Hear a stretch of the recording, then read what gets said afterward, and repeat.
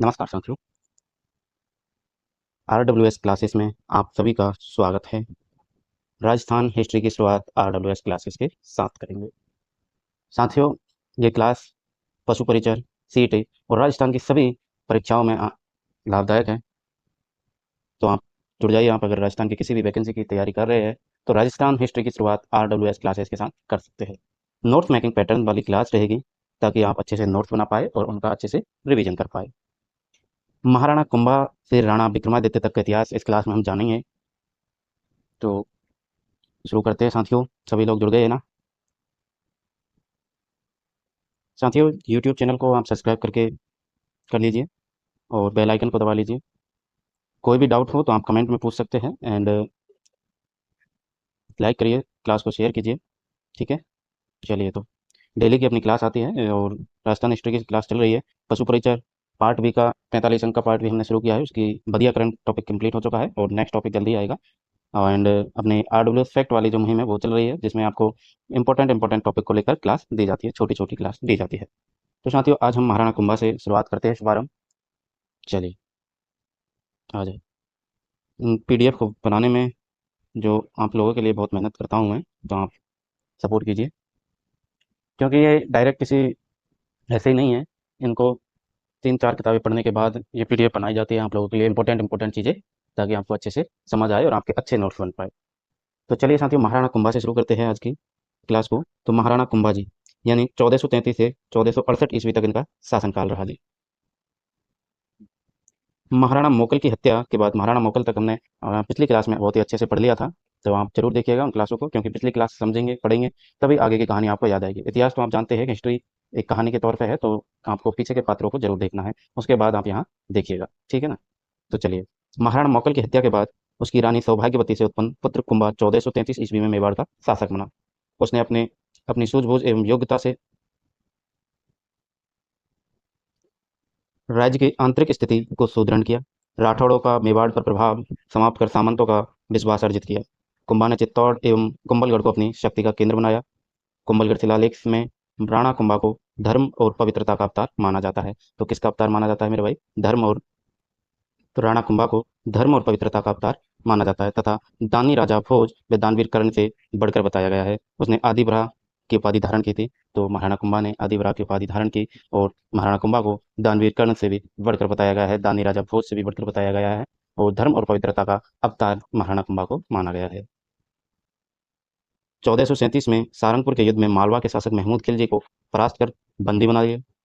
इस विजय के उपलक्ष्य में कुंभा ने विजय स्तंभ का निर्माण करवाया। याद रखिएगा, विजय स्तंभ का निर्माण के महाराणा कुंभा ने किसकी जीत में बनवाया था? तो 1437 में सारंगपुर युद्ध हुआ, जिसकी जो महमूद खिलजी को परास्त किया था, महमूद खिलजी को परास्त किया और परास्त करके बंदी बना लिया। और उस विजय के उपलक्ष्य में महाराणा कुंभा ने विजय स्तंभ का निर्माण करवाया। विजय स्तंभ को भारतीय मूर्तिकला का विश्वकोश कहा जाता है। तो भारतीय मूर्तिकला का विश्वकोश किसे कहा जाता है? निम्न में से भारतीय मूर्तिकला का विश्वकोश किसको कहा जाता है? तो ये प्रश्न बनता है, कई बार बन चुका है, इंपॉर्टेंट हो जाएगा, इंपॉर्टेंट हो जाएगा, याद रखिएगा।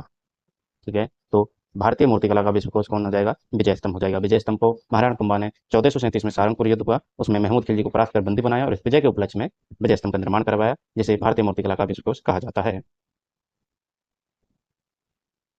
अबुल फजल ने इस घटना का वर्णन अकबरनामा में किया। तो अकबरनामा में अबुल फजल ने सारंगपुर के युद्ध की जो घटना हुई, जिसमें महमूद खिलजी को परास्त किया गया और बंदी बनाया गया, जिसकी विजय के उपलक्ष्य में विजय स्तंभ का निर्माण करवाया गया, जिसे भारतीय मूर्तिकला का विश्वकोश कहा गया, इस घटना का वर्णन जो है अकबरनामा में अबुल फजल ने किया है। 1433 ईस्वी में महमूद शाह ने कुंभलगढ़ पर आक्रमण किया, मगर उसे सफलता नहीं मिली। नागौर के उत्तराधिकारी को लेकर मेवाड़ व गुजरात में युद्ध हुआ, जिसमें गुजरात की पराजय होती है, और 1453 में ईस्वी में उसने मारवाड़ से मंडौर छीन लिया, परंतु बाद में आवल बावल की संधि कर अपने पुत्र रायमल का विवाह मारवाड़ की राजकुमारी श्रृंगार देवी से कर दिया। 1453 में आवल बावल की संधि हुई। रावजोधा रावजोधा और महाराणा, जो ये जो संधि हुई थी अपनी, आवल बावल की जो संधि हुई, आवल बावल की संधि इंपॉर्टेंट है। 1453 में यह संधि हुई थी। 1453 में रावजोधा रावजोधा जोधा तथा महाराणा कुंभा के बीच में यह संधि हुई, कुंभा के मध्य संधि हुई। और मध्यस्थता किसने निभाई, संधि किसने करवाई थी? तो कुंभा की दादी थी, दादी हंसाबाई, हंसाबाई ने हंसाबाई ने हंसाबाई ने सोजत पाली में सोजत सोजत पाली, सोजत पाली में करवाई थी। सोजत पाली किसके लिए फेमस है? तो ये मेहंदी के लिए फेमस है, आप सभी जानते हैं। सोजत पाली की मेहंदी जो है फेमस है। मारवाड़, ये चीज़ तो आपको पता ही है, मारवाड़ तथा मारवाड़ और मेवाड़ के मध्य संधि हुई है। मेवाड़ के मध्य हाँ, दादी कुंभा की दादी हंसाबाई की मध्यस्थता से सोजत पाली में जो है अपने रावजोधा और राणा महाराणा कुंभा के मध्य आंवल वावल की संधि हुई 1453 ईस्वी में। ठीक है, याद रखिएगा, इंपॉर्टेंट है, इसलिए मैंने आपको इसको अलग से थोड़ा और डिटेल में बताया है। वैसे प्रश्न यही पूछा जाता था कि इसकी सन पूछी जाती है डायरेक्ट, या फिर पूछ लिया जाता है किसके किसकी मध्य हुई, या फिर ये भी पूछ लिया जाता है जैसा कि मैंने आपको बताया कि किसकी मध्यस्थता से ये संधि संपन्न हुई थी आंवल वावल की, तो हंसाबाई की मध्यस्थता से। चलिए, तो ये हो गई आंवल बावल की संधि। संधि में क्या हुआ था कि पुत्र रायमल का विवाह मारवाड़ की राजकुमारी श्रृंगार देवी से कर दिया था। महाराणा कुंभा का पुत्र रायमल था, उसका विवाह कर दिया गया श्रृंगार देवी के साथ। श्रृंगार देवी के साथ। चलिए, चंपानेर की संधि। चंपानेर की संधि में क्या होता है मेरे भाई कि मालवा के सुल्तान महमूद खिलजी व गुजरात के कुतुबुद्दीन के बीच राणा कुंभा को के विरुद्ध की गई थी। जो चंपानेर की संधि है वो महाराणा कुंभा के विरुद्ध की गई थी। महमूद खिलजी और मालवा का महमूद खिलजी तथा गुजरात का कुतुबुद्दीन, इन दोनों ने संधि की, चंपानेर की संधि, महाराणा कुंभा को हराने के लिए। लेकिन इसके अनुसार मालवा व गुजरात की संयुक्त सेना मेवाड़ पर आक्रमण करेगी, मेवाड़ पर आक्रमण करेगी तथा जीत के बाद मेवाड़ को आपस में बांट लेगी। लेकिन 1456 ईस्वी में मालवा व गुजरात की सेनाओं ने राणा के विरुद्ध युद्ध किया, जिसमें महाराणा कुंभा की जीत हुई। महाराणा कुंभा ने दोनों को कूटा अच्छे से, यानी मालवा के सुल्तान महमूद खिलजी को कूटा और गुजरात के कुतुबुद्दीन को भी पिटाई की। दोनों को बढ़िया से पीट पाट के भगा दिया। भगाने के बाद क्या होता है मेरे भाई कि बाबर ने अपनी आत्मकथा में कुंभा का उल्लेख किया है। ऐसा माना जाता है कि उसने 32 दुर्गों का निर्माण करवाया, जिनमें सिरोही, बैराट, अचलगढ़ और कुंभलगढ़ के दुर्ग प्रसिद्ध है। तो ये भी इंपॉर्टेंट है, याद रखिएगा कि 32 दुर्गों के निर्माता जो है अपने महाराणा कुंभा जी रहे। और बाबर ने अपनी आत्मकथा में भी इनका उल्लेख किया है, जिनमें सिरोही, बैराट, अचलगढ़ और कुंभलगढ़ के दुर्ग प्रसिद्ध है। कुंभाकालीन काना व्यास रचित एकलिंग महात्म्य, एकलिंग महात्म्य का जो पहला वो है वो महाराणा कुंभा ने ही लिखा था। तो काना व्यास रचित काना व्यास ने एकलिंग महात्म्य की रचना करी। पहला अध्याय जो है महाराणा कुंभा ने रचित किया था एकलिंग महात्म्य। तो वह वेद, स्मृति, मीमांसा, उपनिषद, व्याकरण एवं राजनीति में रुचि रखता था। संगीत राज एवं संगीत मीमांसा इनके द्वारा रचित ग्रंथ थे। संगीत राज और संगीत मीमांसा, याद रखिएगा, कई बार प्रश्न पूछे जा चुके हैं कि संगीत राज और संगीत मीमांसा महाराणा कुंभा द्वारा रचित ग्रंथ है। ऐसा माना जाता है कि कुंभा ने चंडी शतक की व्याख्या की, गीत गोविंद और संगीत रत्नाकर पर टीका भी लिखा था। कुंभा के काल में कवि अत्रि और कवि महेश ने कीर्ति स्तंभ प्रशस्ति की रचना करी थी। तो कीर्ति कीर्ति स्तंभ प्रशस्ति की रचना किसने करी? कवि अत्रि और कवि महेश ने। तत्कालीन साहित्यिक ग्रंथों और प्रशस्तियों में महाराणा कुंभा को महाराजाधिराज, महाराजाधिराज, इनको याद रखिएगा, ये इंपॉर्टेंट है सभी की सभी। जो उपाधि धारण की, डायरेक्ट आपसे पूछा जाता है कि हाल गुरु किसे कहा जाता है या फिर परम गुरु की उपाधि किसने धारण करी, तो इस प्रकार से आपको महाराजाधिराज अपने महाराणा कुंभा, राव राय, रानी राय, दान गुरु, राजगुरु, परम गुरु, हाल गुरु, अभिनव भट्टाचार्य, हिंदू सुल्तान आदि बिरुदों से विभूषित किया गया। आदि उपाधियों को इन्होंने धारण किया था, यानी महाराजा धीराज, दान गुरु, राजगुरु, परम गुरु, हाल गुरु, शैल गुरु, राव राय, रानी राय, हिंदू सुल्तान, अभिनव भट्टाचार्य, कई उपाधियों को धारण किया। तो ये उपाधियां मेन मेन है, इनको याद आप रखिएगा। उसने सतत युद्ध कर दृढ़ता से देश की रक्षा की एवं साथ ही साहित्य एवं कला को भी पोषित किया। जीवन के अंतिम दिनों में कुंभा को उन्माद रोग हो गया था, तो ये भी आपको याद रखना है, इंपॉर्टेंट हो जाएगा कि महाराणा कुंभा को कौन सा रोग हुआ था। तो महाराणा कुंभा को उन्माद रोग हुआ था। उन्माद रोग याद रखिएगा। उन्माद रोग होने की स्थिति में 1468 में उसके पुत्र यानी महाराणा कुंभा के पुत्र थे उदा, उदा ने हत्या करी। और उदा को ही मेवाड़ का पितृहंता शासक कहा जाता है। कई बार इंपॉर्टेंट पूछा जा चुका है, मोस्ट क्वेश्चन है, इंपॉर्टेंट कुछ प्रश्न हो जाएगा कि मेवाड़ का पितृहंता शासक कौन था। तो मेवाड़ का पितृहंता शासक महाराणा कुंभा के बेटे उदा थे, जो कि उदा था जिसने महाराणा कुंभा की हत्या की। चलिए, कुंभा की उपाधियों का देख लेते हैं। महाराणा कुंभा की उपाधि, तो उपाधियां हमने पहले भी देखी और अब भी देखने वाले हैं। तो अभिनव भट्टाचार्य संगीत ग्रंथों का रचयिता होने के कारण अभिनव भट्टाचार्य कहा गया महाराणा कुंभा को। हाल गुरु, शैल गुरु जो है पहाड़ी दुर्गों का विजेता होने के कारण हाल गुरु और शैल गुरु महाराणा कुंभा को कहा गया है। छाप गुरु, छापामार पद्धति के कारण छाप गुरु महाराणा कुंभा को कहा गया है, छाप गुरु। हिंदू सुल्तान जो है मुस्लिम शासकों द्वारा दी गई उपाधि थी हिंदू सुल्तान। हिंदू सुल्तान किसने कहा था? मुस्लिम शासकों ने महाराणा कुंभा को हिंदू सुल्तान की उपाधि दी। दान गुरु, दान गुरु दानी शासक होने के कारण दान गुरु कहलाए। और राय रासो, राणे राय, रासो, राय रायन, विद्वानों का आश्रयदाता होने के कारण इसे राय रासो या राणे राय, रासो, राय रायन कहा गया। विद्वानों को, विद्वान कहीं का भी विद्वान हो वहां उसका आश्रयदाता महाराणा कुंभा के राज में हमेशा रहा। अश्वपति कहा गया है क्योंकि कुशल घुड़सवार थे। महाराणा कुंभा कुशल घुड़सवार थे, इसलिए उन्हें अश्वपति का उपाधि धारण की गई। नरपति मानवों में श्रेष्ठ होने के कारण उन्हें नरपति की उपाधि दी गई। नरपति की उपाधि यानी मानवों में श्रेष्ठ होने के कारण। कुंभा के बाद मेवाड़ का शासक उदा बना। 1468 से 1473 ईस्वी तक रहता है, जिसे मेवाड़ का पितृहंता शासक कहा जाता है। इंपॉर्टेंट हो जाएगा, पहले भी लगवाया है, फिर से लगवा रहा हूँ आपको। इंपॉर्टेंट मतलब इंपॉर्टेंट, मेवाड़ का पितृहंता शासक आपको एग्जाम में देखने को मिलेगा। उदा के बाद रायमल 1473 से 1509 ईस्वी तक मेवाड़ का शासक बना। उसने चित्तौड़ में अद्भुत जी के मंदिर का निर्माण करवाया था। तो रायमल ने अद्भुत जी के मंदिर का निर्माण करवाया। रायमल की पत्नी श्रृंगार देवी, यानी श्रृंगार देवी कौन थी? आवल बावल की संधि आपको याद होनी चाहिए। आवल बावल की संधि, आवल बावल की संधि आपको, बावल की संधि आपको याद होनी चाहिए, जैसा मैंने आपको बताया था। अच्छा, इधर ये आ रही मारवाड़ आवल बावल की संधि रावजोधा तथा कुंभा के बीच में हुई थी, यानी मारवाड़ और मेवाड़ के मध्य हुई थी। मध्यस्थता किसने निभाई? तो हंसाबाई ने निभाई। कहाँ पर हुई थी? सोजत पाली में हुई थी। सोजत पाली की मेहंदी प्रसिद्ध है। तो जो आवल बावल की संधि हुई उसमें क्या हुआ था? तो उसमें हुआ मेरे भाई, राणा महाराणा कुंभा का पुत्र रायमल और रावजोधा की पुत्री श्रृंगार देवी, दोनों की शादी कर दी गई रायमल और श्रृंगार देवी की। वहां से श्रृंगार देवी आई मेवाड़, मारवाड़ से मेवाड़ आई और मेवाड़ में आकर गोसुंड की बावड़ी का निर्माण करवा दिया और रायमल ने अद्भुत जी के मंदिर का निर्माण करवा लिया। चलिए, समझ आ रहा है ना? साथ साथ में आप नोट्स बनाते चलिए, और नोट्स अगर आप रोक के बनाना चाहे तो आपको पीडीएफ आपको मिल जाएगी। ठीक है, आप मुझे इंस्टाग्राम पर मैसेज कर दीजिएगा, वहाँ से आपको पीडीएफ मिल जाएगी। इंस्टाग्राम आईडी आपको यूट्यूब चैनल के बायो में मिल जाएगी। नेक्स्ट है हमारे महाराणा उदय और रायमल। महाराणा उदय और रायमल 1468 से 1509 ईस्वी तक शासन में रहे। तो महाराणा कुंभा की हत्या के बाद उदा मेवाड़ का राजा बना। इस बात की सूचना उसके भाई रायमल को मिलते ही उसने मेवाड़ पर आक्रमण कर दिया। जावर के समीप दाड़िमपुर के युद्ध में रायमल ने उदा के सैनिकों को पराजित किया, जिसके बाद उदा मांडू भाग गया। और मांडू में जो है उदा की जो मृत्यु हुई बिजली आकाशीय बिजली गिरने से बताई गई है। यानी 1573 के आसपास महाराणा रायमल ने मेवाड़ का शासक बना और रायमल के समय में मांडू के सुल्तान गयास बेग ने चित्तौड़ पर 3 बार आक्रमण किया, जिनमें सुल्तान की पराजय हुई और 1509 में महाराणा रायमल की मृत्यु हो जाती है। राणा उदय का क्या हुआ? राणा उदय जो है मांडू चला गया था, और मांडू जाने पर के बाद उसकी ऐसा बताया जाता है कि आकाशीय बिजली गिरने से मृत्यु हो गई थी।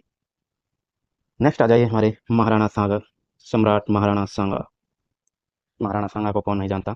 वो तो सभी जानते हैं, लेकिन उनके बारे में हम अच्छी अच्छी जो घटनाएं घटी हैं, सभी को मेन एग्जाम की दृष्टि से पूछा जाता है, उन सभी को लेकर आपके सामने हाजिर है। क्लास थोड़ी लंबी होगी लेकिन दमदार होगी। तो महाराणा सांगा यानी कि संग्राम सिंह, महाराणा सांगा यानी कि संग्राम सिंह महाराणा रायमल का पुत्र था। इतिहास में हिंदूपत के नाम से प्रसिद्ध है, हिंदूपत के नाम से प्रसिद्ध है। और प्रसिद्ध महाराणा सांगा 1509 में मेवाड़ का शासक बना था। 1509 में राणा रायमल की मृत्यु हुई। उसके बाद में राणा रायमल के पुत्र थे महाराणा सांगा, और महाराणा सांगा यानी संग्राम सिंह, जो कि 1509 में मेवाड़ के शासक बने। उत्तराधिकार के प्रश्न पर अपने भाइयों से संघर्ष किया होने के कारण सांगा को श्रीनगर यानी अजमेर में करमचंद पवार के यहाँ कुछ समय के लिए शरण लेनी पड़ी थी। शरण यूँ लेनी पड़ी मेरे भाई कि 4 भाई थे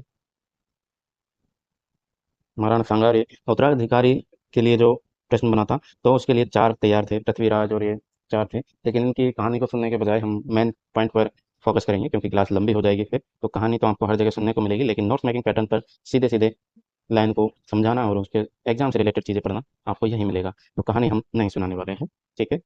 और ना ही उनसे प्रश्न आया है, तो महाराणा सांगा को पढ़ना है हमें, ना कि उसके भाइयों को।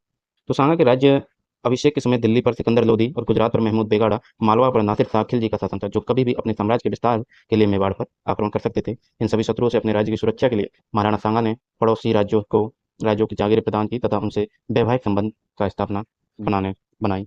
मुस्लिम आक्रमणकारियों को रोकने के लिए राजपूत राज्य के साथ मैत्री संगठन का निर्माण किया, और सांगा के इन प्रयासों से मेवाड़ के प्रभाव में वृद्धि हुई। महाराणा सांगा और मालवा महाराणा सांगा और मालवा के बीच जो संबंध रहा है, जो घटनाएं घटी है, उनको देख लेते हैं। तो 1511 में नसीरुद्दीन की मृत्यु के बाद महमूद खिलजी मालवा का सुल्तान बना, परंतु कुछ समय बाद दरबारी अमीरों के एक गुट ने उसके भाई साहिब खां को सुल्तान घोषित कर दिया। खिलजी चंदेरी के शासक मेदिनी राय के सहयोग से पुनः सुल्तान बनने में सफल रहा। मेदिनी राय का उसने अपने प्रधानमंत्री बना दिया। इसके बाद मालवा के असंतुष्ट अमीरों ने गुजरात के सुल्तान मुजफ्फर से मिलकर मेदिनी राय को मांडू से भगा दिया तथा सुल्तान महमूद को मेदिनी राय के विरुद्ध भड़का दिया था। मेदिनी राय के सांगा से शरण मांगने पर सांगा ने उसे गागरोन की जागीर दे दी। गागरोन युद्ध 1519 में गागरोन का युद्ध होता है, जो कि आपको याद रखना है। वैसे महाराणा सांगा से तो सारी चीजें ही घटनाएं इंपॉर्टेंट है, क्योंकि यहाँ से प्रश्न हमेशा ही बना है किसी न किसी वैकेंसी में। तो चलिए, महाराणा सांगा यानी गागरोन युद्ध। गागरोन में मेदिनी राय व सांगा की शक्ति को समाप्त करने के लिए महमूद खिलजी ने गागरोन पर आक्रमण कर दिया और सांगा व मेदिनी राय की सेना ने महमूद की सेना को पराजित किया और गागरोन की जीत के पश्चात मालवा की समस्या समाप्त होती है। उसके बाद आता है अपने राणा सांगा और गुजरात के मध्य। तो सांगा के मेवाड़ राज्य पर शासन के समय गुजरात का सुल्तान मुजफ्फर शाह द्वितीय था। ईडर राज्य के प्रश्न पर मेवाड़ व गुजरात में संघर्ष हुआ, जिसमें अंतिम रूप से महाराणा सांगा की जीत हुई। दिल्ली सल्तनत तथा सांगा के बीच घटनाओं का संबंध। सांगा के समय दिल्ली पर सिकंदर लोदी का शासन था, जिसकी मृत्यु के बाद 1517 ईस्वी में इब्राहिम लोदी दिल्ली का सुल्तान बना और पूर्वी राजस्थान के सीमावर्ती क्षेत्रों को सांगा द्वारा अपने साम्राज्य में मिलाने पर दिल्ली व मेवाड़ के बीच युद्ध लड़े गए थे। खातौली युद्ध हुआ 1517 ईस्वी में। खातौली का युद्ध सांगा और इब्राहिम लोदी की साम्राज्य विस्तार की लालसा के कारण दोनों के बीच 1517 में खातौली कहाँ है, कोटा में था, तो खातौली कोटा का युद्ध हुआ, जिसमें सांगा की विजय हुई। इस विजय के बाद महाराणा सांगा की प्रभुत्ता में वृद्धि होती है। 1517 के बाद 1518 में बाड़ी धौलपुर में युद्ध होता है। दिल्ली सुल्तान इब्राहिम लोदी ने अपनी खातौली की पराजय का बदला लेने के लिए उद्देश्य से अपने सेनापति मियाँ हुसैन फरमुल्ली व मियाँ माखन के नेतृत्व में सेना भेजी, जिसे सांगा ने धौलपुर के समीप बाड़ी नामक स्थान पर पराजित किया। पराजित होने के बाद में राणा सांगा और मुगल सम्राट बाबर के मध्य युद्ध होता है। अप्रैल 1526 को पानीपत के प्रथम युद्ध में बाबर ने इब्राहिम लोदी को हराकर दिल्ली पर मुगल साम्राज्य की स्थापना की। बाबर अपने नवनिर्मित साम्राज्य के विस्तार के लिए समकालीन अन्य शासकों को भी जीतना चाहता था। तो राणा सांगा और बाबर के बीच के युद्ध के कारणों को देख लेते हैं, क्या क्या कारण रहे। तो महाराणा सांगा और बाबर के बीच युद्ध के कारण रहे, दोनों शासकों की साम्राज्य विस्तार की लालसा और महत्वाकांक्षा रही। बाबर द्वारा सांगा पर वचन भंग करने का आरोप लगाया गया, यानी पानीपत के प्रथम युद्ध में सांगा द्वारा बाबर को सैन्य सहायता देने का वचन देकर भी सहायता न देना, ये आरोप जो है बाबर ने महाराणा सांगा पर लगाया था। राणा सांगा द्वारा इब्राहिम लोदी के समय जीते गए प्रदेशों पर बाबर अपना अधिकार मानता था, अतः वह उन क्षेत्रों को पुनः प्राप्त करना चाहता था। दोनों शासकों के राज्य के क्षेत्र के बीच पड़ने वाले ब्याना के सामरिक महत्व वाले दुर्ग पर अधिकार की इच्छा रखना भी एक कारण था युद्ध का। तो इन सब कारणों के बाद ब्याना युद्ध होता है, जिसमें महाराणा सांगा ने अपने समकालीन लगभग सभी राजपूत शासकों की सेनाओं को संगठित कर ब्याना दुर्ग को मुस्लिम सरदारों से खदेड़ दिया और जिसमें दुर्ग का संरक्षक व सेनानायक मारा गया था। खानवा का युद्ध। खानवा का युद्ध 17 मार्च 1527 को खानवा के मैदान में बाबर और राणा सांगा के बीच युद्ध होता है। तोपखाने एवं तुलगुमा युद्ध पद्धति के कारण बाबर की विजय होती है। तुलगुमा पद्धति बाबर ने अपनाई थी, तोपखाने बाबर के पास थे। तो तुलगुमा पद्धति क्या होती है, इसको मैं आपको थोड़ा बता देता हूँ। तुलगुमा पद्धति क्या होती है, ठीक है। ये चलिए, तो तुलगुमा पद्धति होती है मेरे भाई कि सेना, यानी कि इधर कोई सेना है मान लो जी, तो इस सेना को जो है यहाँ से यहाँ अपना बाबर है, ये इधर अपने महाराणा सांगा मान लीजिए आप। तो क्या हुआ था कि बाबर ने सेना एक इधर से भेजी, एक इधर से भेजी और एक इधर से, तीन ओर से आक्रमण करना तुलगुमा पद्धति कहलाता है। इस प्रकार से तुलगुमा पद्धति अपनाई जाती है कि तीन ओर से शत्रु पर आक्रमण करना। तो बाबर ने ये पद्धति अपनाई थी, जिसे हम कहते हैं तुलु तुलगुमा पद्धति, तुलगुमा पद्धति पद्धति, ठीक है। चलिए, समझ गए तुलगुमा पद्धति क्या है कि तीन ओर से शत्रु को घेरकर युद्ध करना। तुलगुमा पद्धति के कारण बाबर की विजय होती है। बाबर ने युद्ध में अपने सैनिकों को उत्साहवर्धन के लिए जिहाद का नारा दिया था। तो जिहाद का नारा बाबर ने सैनिकों को में उत्साह बढ़ाने के लिए जिहाद का नारा लिया। राणा सांगा युद्ध में घायल हुआ एवं युद्ध के मैदान से दूर ले जाया गया। जब राणा सांगा अपनी पराजय का बदला लिए बिना चित्तौड़ लौटने से इनकार कर लिया, तो उसके सामंतों ने, जो युद्ध नहीं करना चाहते थे, सांगा को जहर दे दिया था, जिसके फलस्वरूप 30 जनवरी 1528 को बसवा दौसा में महाराणा सांगा की मृत्यु हुई। मांडलगढ़ में सांगा के समाधि स्थल है आज भी। तो ये याद रखिएगा, इंपॉर्टेंट हो जाएगा कि 30 जनवरी 1528 को जो है महाराणा सांगा की मृत्यु हुई। और कहाँ पे हुई, बसवा दौसा में मृत्यु हुई, बसवा दौसा में हुई। छतरी कहाँ पर है, तो मांडलगढ़ में समाधि स्थल है छतरी। महाराणा सांगा वीर, उदार, न्यायपरायण शासक था। राजपूताने के शासक उसकी अधीनता में लड़ना अपना गौरव समझते थे। सांगा अंतिम हिंदू राजा था, जिसके सेनापति में सब राजपूत जाति विदेशियों को भारत से निकालने के लिए सम्मिलित हुई। उसने गुजरात, मालवा व दिल्ली के समस्त शासकों को परास्त कर मेवाड़ का गौरव बढ़ाया। कर्नल जेम्स टॉड ने राणा सांगा को सैनिकों का भग्नावेश कहा है। इंपॉर्टेंट हो जाएगा, सैनिकों का भग्नावेश, सैनिकों का भग्नावेश महाराणा सांगा, इंपॉर्टेंट हो जाएगा, याद रखिएगा, कई बार पूछा जा चुका है। तो किसने कहा महाराणा सांगा को सैनिकों का भग्नावेश, कर्नल जेम्स टॉड ने कहा। कर्नल जेम्स टॉड ने कहा, सैनिकों का भग्नावेश कहा, किसको कहा, महाराणा कुंभा को कहा, ठीक है। खानवा के युद्ध में राणा सांगा की ओर से चंदेरी के मेदिनी राय, आमेर के पृथ्वीराज, जोधपुर के कुमार मालदेव, काठियावाड़ के झाला हज्जार, मेवात के हुसैन खां मेवाती, जालौर के अखेराज सोनाग्रा, बीकानेर के कुंवर कल्याणमल, वागड़ के उदय सिंह, देवलिया के बाघ सिंह, सिरोही के अखेराज देवड़ा और ऊपरमाल के अशोक परमार ने भाग लिया। राणा सांगा की मृत्यु के पश्चात राणा रतन सिंह 1528 से 1531 ईस्वी में, उसके पश्चात राणा विक्रमादित्य मेवाड़ का शासक बनता है 1531 में, जैसा कि आप देख पा रहे हैं। राणा विक्रमादित्य तो राणा विक्रमादित्य जो 1531 से 1536 ईस्वी तक शासनकाल करते हैं, शासन रहा इनका। विक्रमादित्य राणा सांगा और कर्मावती यानी कर्णावती का पुत्र था। इसके शासनकाल में 1534 ईस्वी में गुजरात के शासक बहादुर शाह ने चित्तौड़ पर आक्रमण किया था। चित्तौड़ की रक्षा हेतु कर्मावती ने हुमायूं के पास राखी भेजकर सहायता मांगी थी, लेकिन याचना की, परंतु समय पर सहायता नहीं मिलने के कारण कर्मावती ने अपने दोनों पुत्रों यानी विक्रमादित्य और उदय सिंह को अपने मायके यानी बूंदी भेजकर चित्तौड़ की रक्षा का भार तेवलिया के ठाकुर बाघ सिंह को सौंप दिया था। बाघ सिंह को राज्य धारण का बहादुर शाह का सामना करना पड़ा। उसके वीर गति प्राप्त करने पर कर्मावती ने 1300 महिलाओं के साथ जौहर कर लिया। इस घटना को चित्तौड़ का दूसरा साका कहा जाता है। 1536 में बनवीर ने विक्रमादित्य की हत्या की और उदय सिंह बच गए थे, जो कि ढाई माँ ने बचाया था उदय सिंह को। वो हम कल की क्लास में, नेक्स्ट क्लास में देखेंगे उदय सिंह को किस प्रकार से बचाया और कैसे क्या क्या घटनाएं घटी। तो 1536 में दूसरा साका हुआ। 1303 में तो प्रथम साका हो गया। 1303 में अपने रतन सिंह रतन सिंह और अलाउद्दीन खिलजी प्लस अलाउद्दीन अलाउद्दीन लिखते हैं, अलाउद्दीन खिलजी, कुछ भी कह तो शैतान था खिलजी, ये मध्य हुआ, जिसमें रतन सिंह और पद्मिनी ने शाखा किया। दूसरा शाखा अपना 1536 में आ गया, जिसमें कर्मावती कर्मावती ने जौहर किया और बाघ सिंह ने केसरिया किया। बाघ सिंह ने क्या किया? केसरिया